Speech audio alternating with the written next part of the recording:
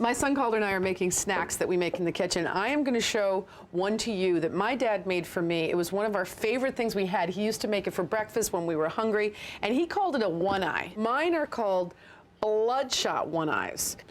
Well, I remember Grandpa used to always make these delicious sweet peppers. Like, we have these in a jar, but normally, you know, we'd cook them, we'd grill them up, and then you saute them, and they're just the most delicious things. You're absolutely and right. They're so versatile for leftovers that I guess your dad would find ways to extend them the morning after. So he would make homemade roast peppers, and we would have them in every which way, on pasta, with bread.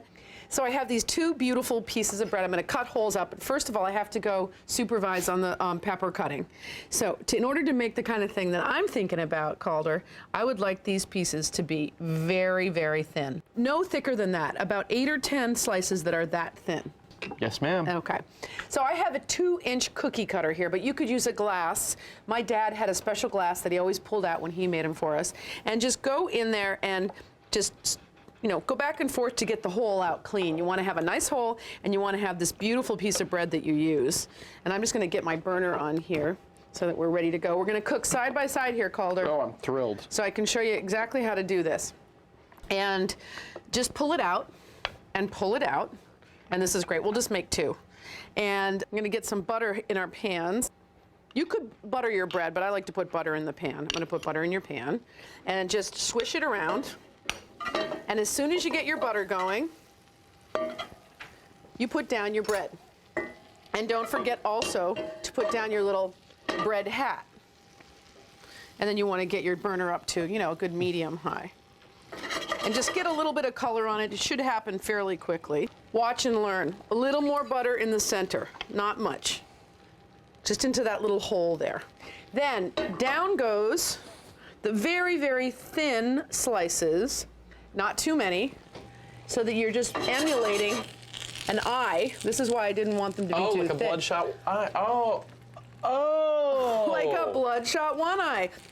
Okay, mine's good. Once you have it in, you take an egg, and you crack the egg right into the center, making sure that you don't break the yolk. Really important. All right, great. Let me shake mine over a little bit. And then just let it cook until it gets solidified on the bottom. And if you want to at this point, you can put in a little bit of salt. Excuse me, I'm gonna grab a little salt. Sure. And you could even put a little pepper, but I'm not gonna put any pepper. Mine's coming along beautifully.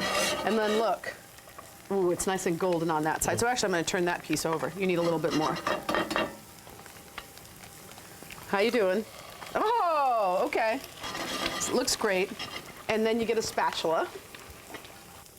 All right, here we go. I'm flipping mine. And there it is. Although my eyes don't look so bloodshot here. Mine are going to look so much more bloodshot than yours. They are? Yeah. You promise? Promise. And then you just want to cook this a little bit until you have it cooked on the underside. All right, so I'm going for my moment of truth. Moment of truth, but you want to make sure that you keep that yolk in there. You don't want to break it. Did it work? I think when it really looks bloodshot is when you get it onto your plate. Oh, okay, I got you. Let's see. Okay, I'm going onto my plate. That's what I'm doing. And then I'm going to give it a taste. Yours isn't probably cooked yet. No, probably not quite. But I mean, the idea of frying like a piece of bread in butter is kind of awesome too. Isn't it great? Yeah. I mean, you can't beat that. You're going to cook yours a little longer. I'm going to just show what mine looks like. And you get in there. Oh, and then you got your little dipper. And then you have your little dipper. Just a little dippity-doo-dah. If that isn't like perfect snack material, I don't know what is.